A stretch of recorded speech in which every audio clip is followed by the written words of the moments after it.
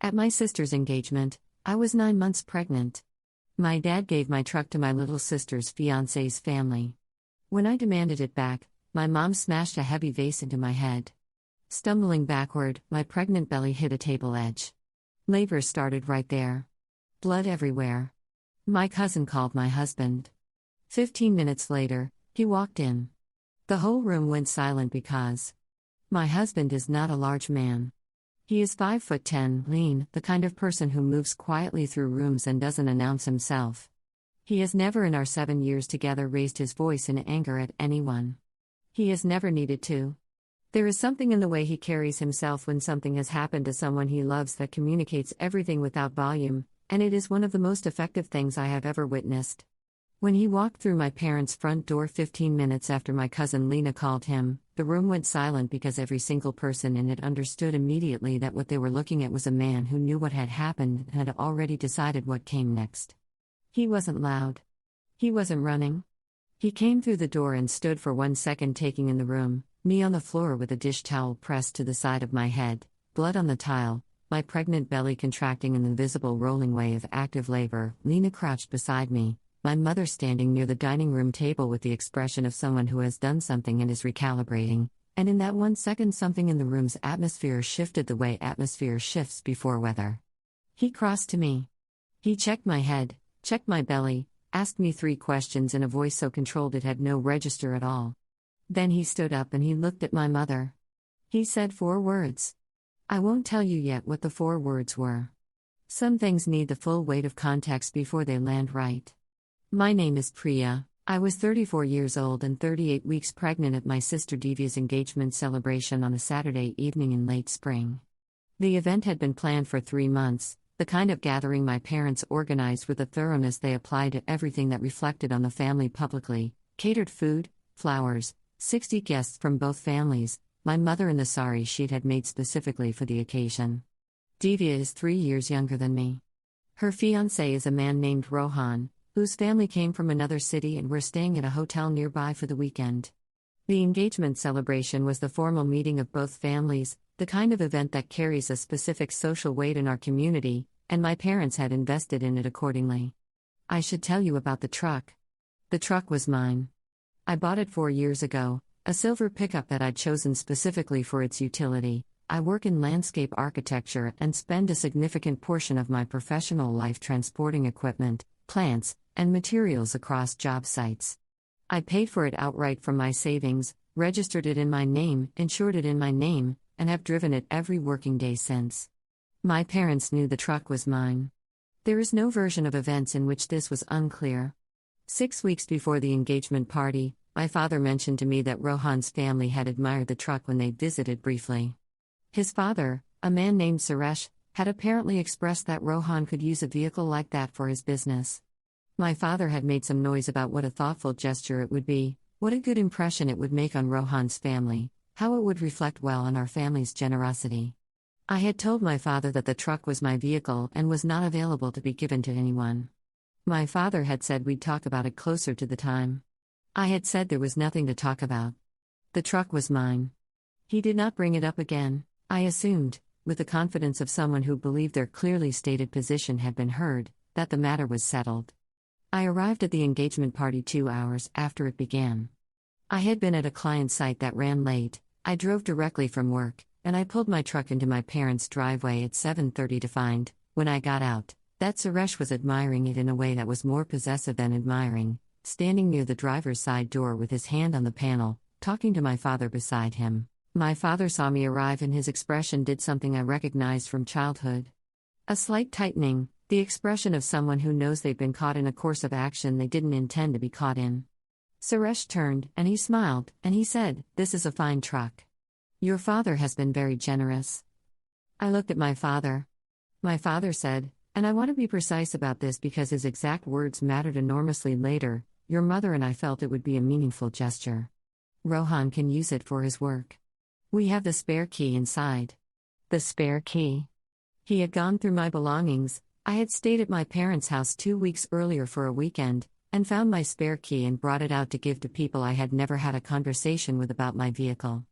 I said, "That is my truck. I bought it. I own it. It is not yours to give. Suresh looked at my father with an expression that recalibrated slightly. My father said, in the quieter voice he used when he was managing a situation, "We can discuss this inside." I said, "There is nothing to discuss. The truck is mine. No one is being given my truck." Suresh went inside. My father followed. I followed my father. My mother was in the dining room when we came in from outside. She'd been watching from the window, I think, because she had the oriented look of someone who knew what was coming and had positioned herself for it. The party continued around us, 60 people, music, the noise of a celebration, and we were in the dining room doing something else entirely. My mother started before my father did. She said I was embarrassing the family. She said Rohan's family had traveled from another city and the truck had been offered, and it would be a humiliation to take it back. She said I was being selfish. She said this was my sister's engagement and I was making it about myself. I said the truck was mine and I had never agreed to give it to anyone and I would be leaving with it when I left. My mother said, "You're not taking that truck." I said, "It's registered in my name and I have the primary key in my pocket and yes, I am." My mother reached for the vase on the sideboard behind her. It happened faster than describing it makes it sound. The vase was decorative, ceramic, filled with the flower arrangement my mother had constructed that morning, and she swung it in the arc of someone who had decided without deliberation. It connected with the right side of my head above the ear. The impact was wrong in the specific way that head impacts are wrong, not localized pain but a kind of full system disruption, the lights of the room jumping, my equilibrium going sideways before my body caught up with what had happened. I stumbled. I was 38 weeks pregnant and my center of gravity had been shifted for months and the stumble went backward and the edge of the dining room table connected with my abdomen. The pain that followed was different from the head pain. It was internal and enormous and unmistakable. Every woman who has carried a pregnancy to term knows the difference between the ordinary discomforts of late pregnancy and something that is not ordinary, and what I felt when the table edge connected with my belly was categorically not ordinary. I went down to the floor. My water broke. The room, which had continued its party sounds through the 30 seconds of the argument, went into a different kind of noise, not celebration, the sharp, anxious noise of a crowd when something visible has gone wrong. People came to the dining room doorway. I was on the floor with blood from the vase impact on my face and neck, my hand on my belly, a contraction already building with the speed of a labor that had been waiting for a trigger. Lena reached me first. Lena is my mother's sister's daughter, 2 years younger than me, and she has the practical instincts of someone who acts before she decides to act. She was beside me with a dish towel from the kitchen pressed against my head before I'd processed that she was moving. She told someone to call an ambulance. Then she looked at me and asked if she should call my husband. "Call my husband," I said. She called Aditya. Aditya is what I want to tell you about now, because the room went silent when he walked in for specific reasons that have to do with who he is. He was 40 minutes away when Lena called. He arrived in 15 because he drove in the way a person drives when they've been told their 9 months pregnant wife has blood on her head and is in labor on her parents' floor. Lena told me later that she'd given him the information plainly and without smoothing it. She knew him well enough to know he needed the actual information, not a managed version. He came through the front door at 7:52, 15 minutes after Lena's call, and the room went silent because of several things that happened simultaneously. He was in his work clothes. He'd been at his office that Saturday catching up on filings. He's an attorney, and he was still in the clothes he'd worn to work that morning. He was carrying nothing. He had driven 40 minutes in 15 minutes and come through the door and stood there for exactly 1 second and taken in everything. Me on the floor. Blood. Labor. My mother with the pieces of the ceramic vase still on the sideboard behind her. The room full of 60 people, family from both sides, Rohan's parents, everyone who had attended this celebration now standing and watching. He walked to me. He touched my face with both hands, checked the wound, said my name. He put his hand on my belly during a contraction and talked to me through it in the voice I knew, the one that was only for me. He asked if the ambulance was coming and Lena said yes, already called. He asked if I could stand and I said I wasn't sure and he said okay, we're staying right here until they get here. Then he stood up. He turned to my mother. He said 4 words. He said, "You'll regret this tonight." Not loudly. Not in a register that required volume to carry, it carried because of what was underneath it, the specific quality of words that have the full weight of a person's intention behind them. My mother looked at him. She opened her mouth. He had already looked away from her. He'd taken out his phone. He made 2 calls in the 8 minutes before the ambulance arrived. The first was to his partner at their firm. The second was to a number I didn't recognize, which I learned later was a detective he consulted on a case 2 years earlier and had in his contacts. He didn't explain either call to anyone in the room. He made them standing in my parents' dining room with 60 people watching, which was its own statement. The ambulance took me at 8:07. Aditya rode with me. He held my hand through contractions and spoke to the paramedics with the organized precision of someone who had processed the situation and was operating inside it rather than reacting to it. At the hospital, he was beside me through the intake process, the assessment of both the head wound and the labor, the conversation with the obstetrician who confirmed that the physical trauma had likely accelerated what had been an imminent labor. The head wound required 4 staples. The baby was monitored continuously from arrival.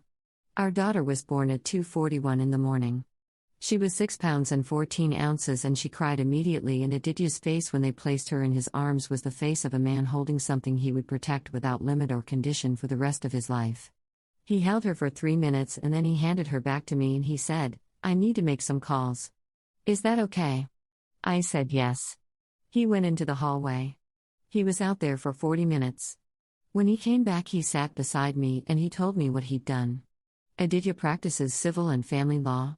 He has been doing it for 11 years and he is very good at it, not because he is aggressive, he isn't, but because he is precise and he understands the landscape of what's available and he moves through it with the patience of someone who knows that the correct application of available tools at the correct time produces better outcomes than force. What he had done in the 40 minutes in the hospital hallway was this. The first call, to his partner, had been to request that everything they needed for an emergency protective order application be prepared for Monday morning. The application would cover me and our daughter and would include the documented police report, the hospital records for both the head injury and the precipitated labor, and the accounts of the witnesses present at the engagement party. The second call, to the detective, had been to ensure that the assault was being treated as what it was, an assault on a pregnant woman resulting in physical injury and precipitated labor, and that the documentation at the scene had been handled correctly. The detective had gone to my parents' house the previous evening, Aditya told me, and had spoken with witnesses while the party was still in some form of continuation, which meant statements were taken in the immediate aftermath rather than days later. Lena had given a statement. 4 other guests had given statements.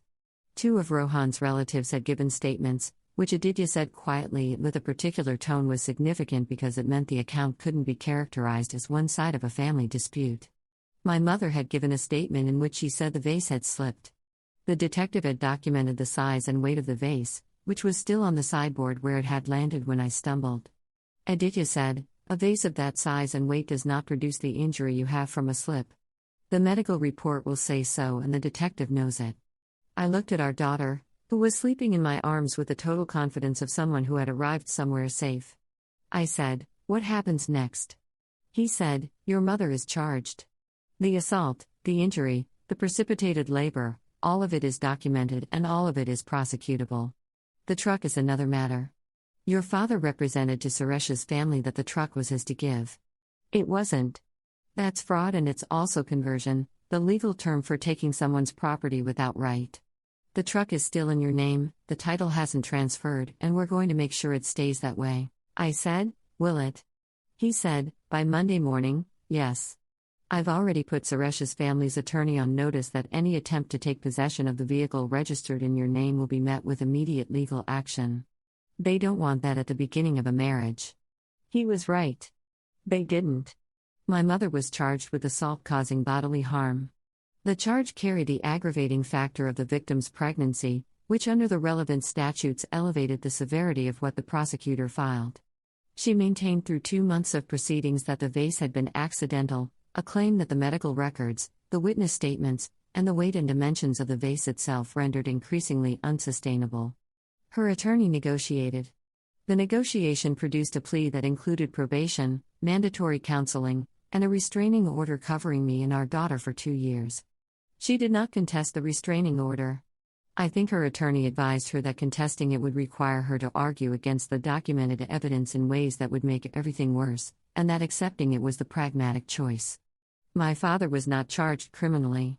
What he had done with the truck was civil rather than criminal, and Aditya had been correct that Suresh's family, once their attorney received the notice, had no interest in pursuing possession of a vehicle whose title was clearly in my name and whose transfer had been represented to them fraudulently. The truck stayed with me. I drove it home from my parents' house 5 days after our daughter was born, when I was well enough to drive, with Aditya following behind me in his car. Divya's engagement survived, technically.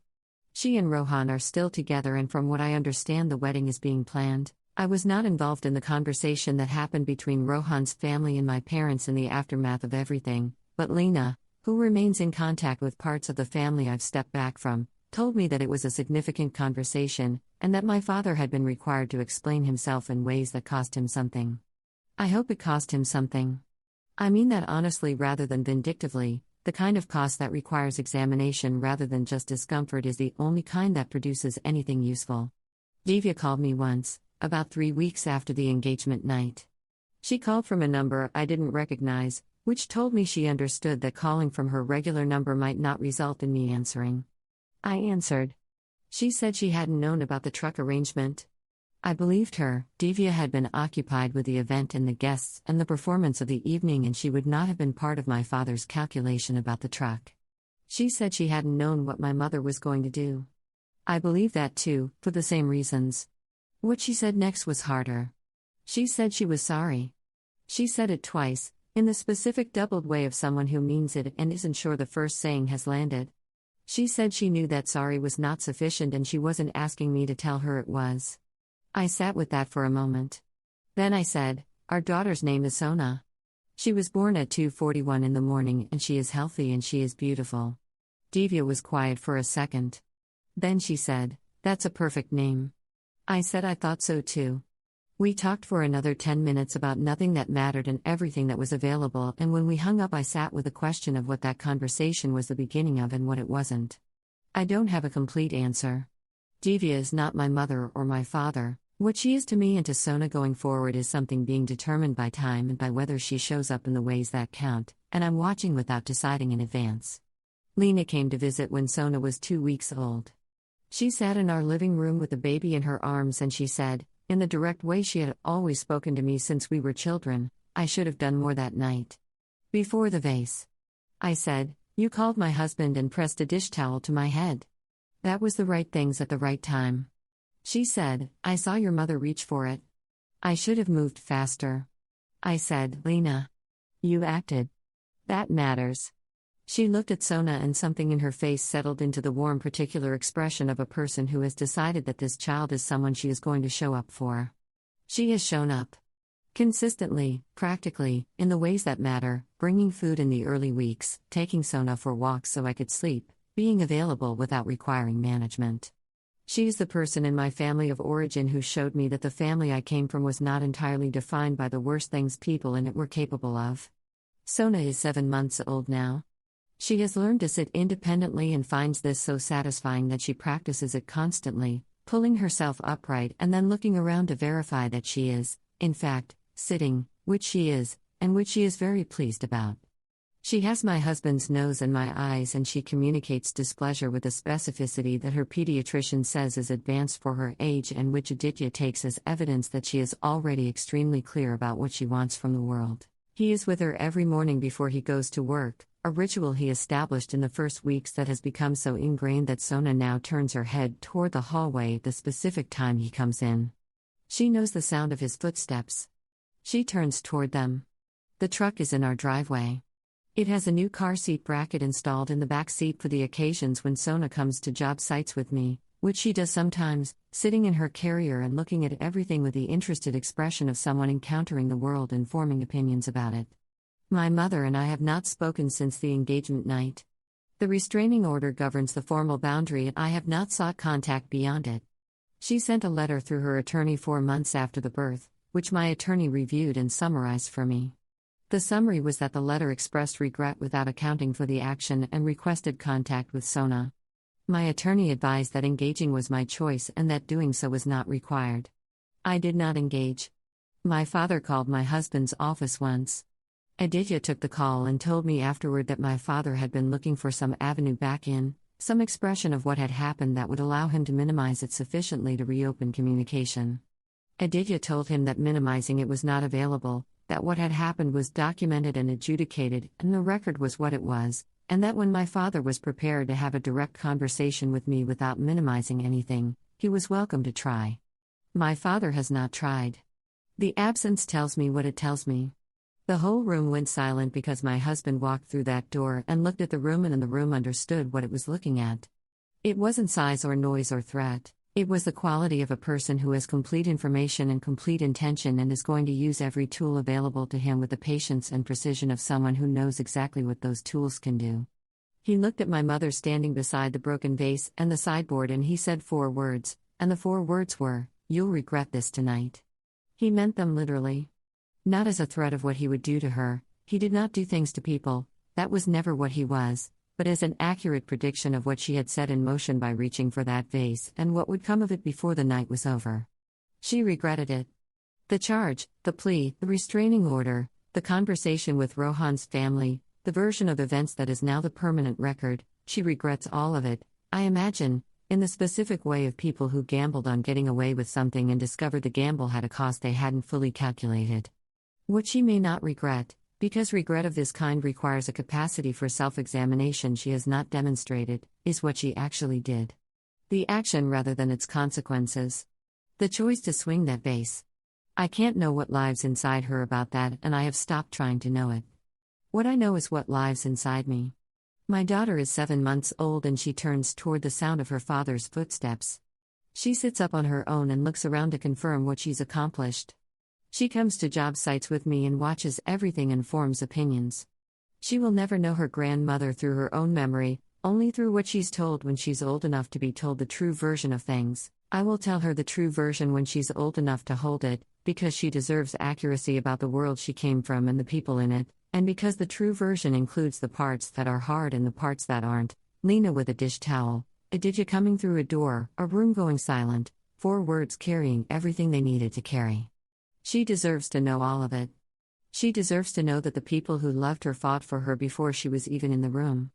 That's what happened when Aditya walked through my parents' front door on a Saturday evening in late spring with his work clothes on and nothing in his hands. That's what the silence was. That's what the 4 words were. And everything that came after was built on the foundation of that moment, quietly, precisely, with the patience of people who understood that the right tools at the right time were enough. They were enough. We are enough. Sona is sitting up right now across the room, looking around to confirm she's done it again. She has. She always will.